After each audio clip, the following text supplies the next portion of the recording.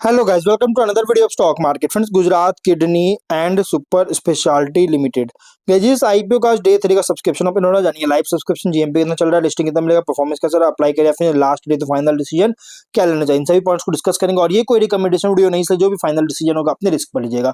चलिए friends, video start करते हैं। आईपीओ जो है 22 को ओपन हुआ था। 24 आज के दिन क्लोज किया जा रहा है। ₹2 का फेस वैल्यू 108 टू 114 रुपीज पर शेयर की प्राइस बन 128 शेयर्स की lot size. Fresh capital IPO, book build IPO, BSE NSE दोनों एक्सचेंज में लिस्टिंग होने जा रहा है। 251 करोड़ का इशू साइज, 2.2 करोड़ शेयर्स का इशू किया गया है। अलॉटमेंट डेट 26 दिसंबर, 29 दिसंबर रिफंड्स रिलीज किया जाएगा, शेयर्स डीमैट अकाउंट में क्रेडिट होगा। 30 दिसंबर का लिस्टिंग डेट रखा गया है।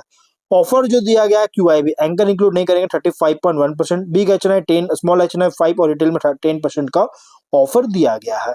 रिटेल में मिनिमम 1 लॉट अप्लाई कर सकते हैं। 128 शेयर्स मिलेंगे, 14.6 थाउजेंड पे करना पड़ेगा। मैक्सिमम 13 लॉट अप्लाई कर सकते हैं, 1.9 लाख रुपीज पे करना पड़ेगा। Small HNI minimum 14 lot apply कर सकते हैं, 2 लाख रुपीज पे करना पड़ेगा। मैक्सिमम 68 लॉट अप्लाई कर सकते हैं, 9.9 लाख रुपीज पे करना पड़ेगा। Big HNI minimum 69 lot apply कर सकते हैं, 10 लाख रुपीज पे करना पड़ेगा। रिटेल में अगर 5 टाइम सब्सक्राइब होता है ना, तो अलॉटमेंट आपको ओनली 1 लॉट किया जाएगा। स्मॉल एचएनआई में अगर 10 टाइम सब्सक्राइब होता है तो अलॉटमेंट आपको ओनली 14 लॉट किया जाएगा। बिग एचएनआई में अगर 15 टाइम सब्सक्राइब होता है तो अलॉटमेंट ओनली 69 लॉट किया जाएगा। इससे ज्यादा अलॉटमेंट होने के चांसेस बहुत रेयर है। और एंकर से 100 करोड़ का फंड रेज कर चुका है। अगर हम सब्सक्रिप्शन की बात करेंगे तो 2 डे सब्सक्रिप्शन अगर देखिएगा, क्यूआईबी 34% सब्सक्राइब है, अंडर सब्सक्राइब 7 जो कि 26.6 लाख शेयर्स का बीट किया 30 करोड़ का। Big HNI 3.2 time subscribe 222 lakh shares का बीट किया, ऑफर था 70 लाख शेयर्स का बीट किया 79.7 करोड़ का। Small HNI 2.5 time subscription 11 lakh shares का ऑफर था, 28 लाख शेयर्स का बीट किया 32 करोड़ का। रिटेल में 10.7 टाइम सब्सक्रिप्शन 22 लाख शेयर्स का ऑफर था, 2.3 करोड़ शेयर्स का बीट किया 268 करोड़ का।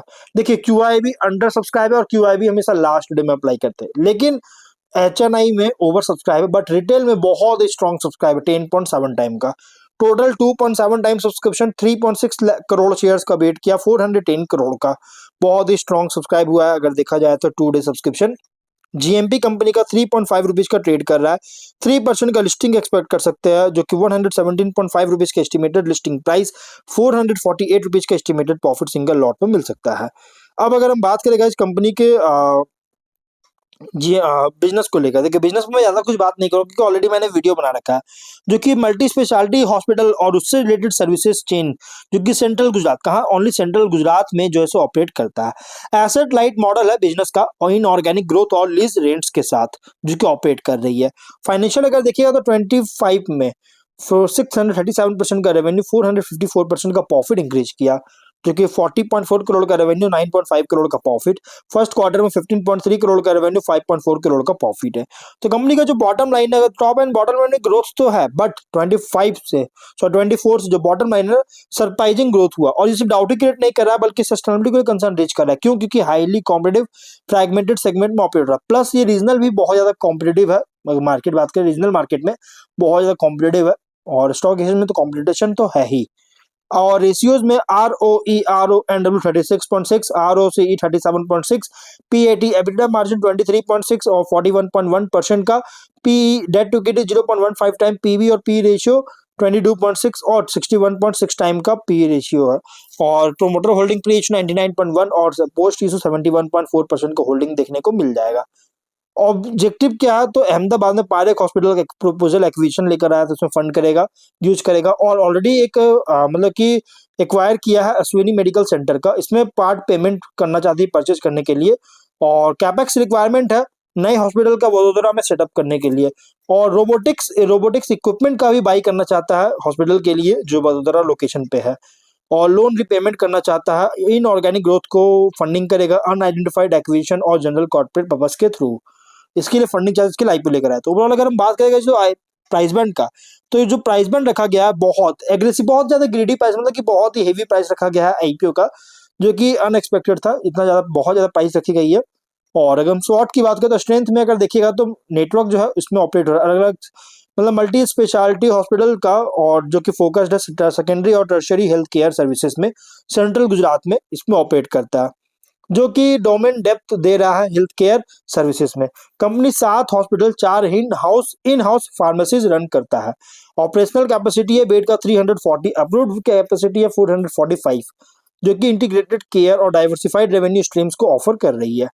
स्ट्रॉन्ग रिसेंट फाइनेंशियल ग्रोथ देखने को मिला, जो कि स्केल और ऑपरेशनल मोमेंटम को एक्सपैंड करने का इंडिकेट कर रहा है। रिलेटिवली मार्जिन बहुत ही हेल्दी है, एबिटा और पीएटी मार्जिन बहुत इंप्रूव किया है, जो कि ऑपरेशनल एफिशिएंसी जो है हॉस्पिटल सर्विसेज में सजेस्ट कर रहा है। आईपीओ प्रोसीड से जो ऑब्जेक्टिव है, इससे क्या होगा, फ्यूचर ग्रोथ और कैपेसिटी एक्सपेंशन को सपोर्ट कर सकता है।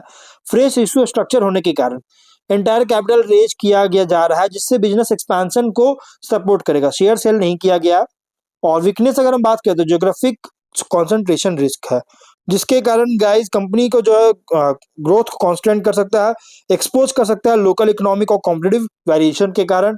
बिजनेस मॉडल जो है कैपिटल और एग्जीक्यूशन इंटेंसिव है, जो कि रिक्वायर होगा गाइस डिसिप्लिन कैपिटल डिप्लॉयमेंट और ऑपरेशनल एग्जीक्यूशन का। ऑपरेटिंग हिस्ट्री जो है करंट कंसोलिडेटेड फॉर्म में स्ट्रक्चरल ट्रांसफर और एक्विजिशन के बाद लिमिटेड है, जिससे लॉन्ग टर्म परफॉर्मेंस को जज करना बहुत ही हार्डर हो सकता है, मुश्किल हो सकता है। हेल्थ केयर डिलीवरी मार्जिन जो है वोलेटाइल होता है, डिपेंड करता है पेशेंट मिक्स, इंश्योरेंस पेमेंट और रेगुलेटरी चेंजेस पर। कॉस्ट प्रेशर पर जो कि स्टाफ इक्विपमेंट और फार्मास्यूटिकल से लगाया जा सकता है। अपॉर्चुनिटी की बात करेंगे तो हेल्थ केयर डिमांड जो है इंडिया में ग्रो कर रहा है, क्योंकि क्रॉनिक डिजीज इंक्रीज हो रहा है, राइज हो रहा है, हेल्थ केयर अवेयरनेस इंक्रीज हो रहा है, स्पेंडिंग जो है हायर हो रहा है, बढ़ते जा रहा है क्वालिटी मेडिकल सर्विसेज में, जिससे स्ट्रक्चरल ग्रोथ रनवे ऑफर करता है हॉस्पिटल चेन्स के लिए। नई फैसिलिटीज और स्पेशलिटीज ज्योग्राफीज में एक्सपैंड करने का प्लान है, जो कि आईपी प्रोसेस से ऑब्जेक्टिव है, जिससे पेशेंट बेस को और रेवेन्यू डाइवर्सिटी को इंक्रीज कर सके। एडवांस मेडिकल टेक्नोलॉजी का जैसे रोबोटिक्स, जो कि पार्टली फंड करेगा जो आईपी प्रोसीड से इसका अडॉप्ट करेगा, जो इससे क्या होगा कि सर्विस जो ऑफर कर रहा है इसको इंप्रूव करेगा और हायर एक्यूरेटी पेशेंट्स को अट्रैक्ट करेगा। Insurance penetration government health care schemes का इंक्रीज हो रहा है, जिससे यूटिलाइजेशन जो है प्राइवेट हॉस्पिटल सर्विसेज का ग्रेटर है, बहुत ज्यादा बढ़ता जा रहा है। और थ्रेट अगर देखिएगा तो रेगुलेटरी रिस्क है हेल्थ केयर में, जो कि चेंजेस अगर होता है तो गाइज इसका प्रॉफिटेबिलिटी ऑपरेशन को इम्पैक्ट कर सकता है। कॉम्पिटिटिव प्रेशर है लार्ज एस्टैब्लिश्ड हॉस्पिटल चेन से, चाहे इमर्जिंग प्राइवेट क्लिनिक से, तो इसकी वजह से पेशेंट इनफ्लोज और प्राइसिंग को अफेक्ट कर सकता है।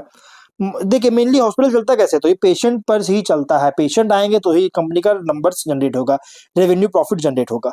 मैक्रो इकोनॉमिक और डिमांड वोलेटिलिटी, स्लो डाउन या पेशेंट सेंटिमेंट चेंज होता है, जो मैंने अभी आपको बताया जस्ट।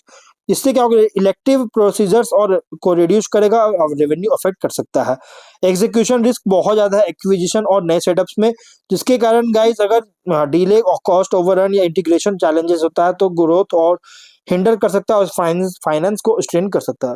कॉम्पिटिटर कौन कौन से, तो पोलो हॉस्पिटल, नारायण हेल्थ, यथार्थ हॉस्पिटल और KMC hospital, GPT health care, KMC hospital, सभी इसके कॉम्पिटिटर गाइस। आप वीडियो पॉज करके पढ़ सकते हैं, कंपेयर कर सकते हैं इन सभी हॉस्पिटल चेन से।